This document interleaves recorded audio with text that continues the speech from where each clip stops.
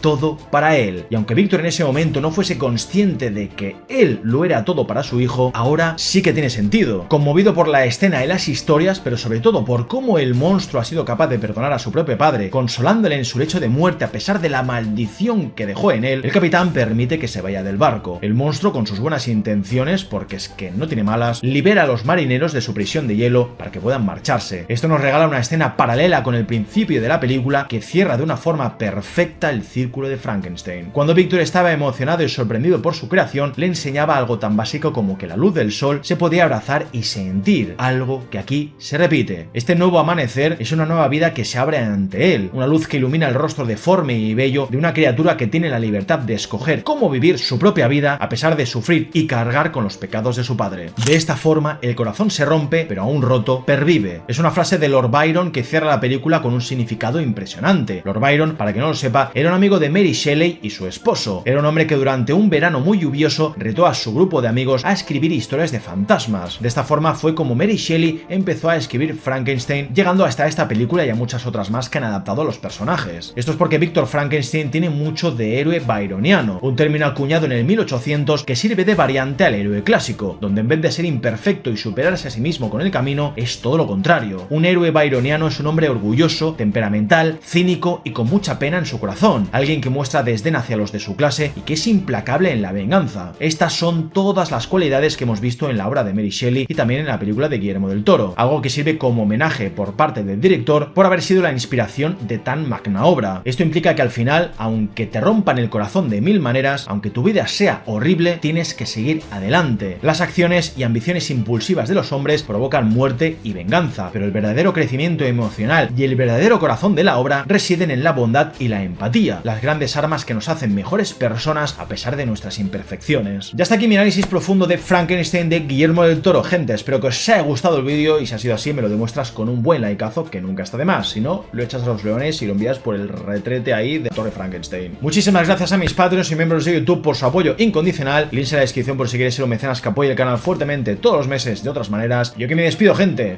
Un beso enorme, cuídate mucho, nos vemos, como no, en el siguiente.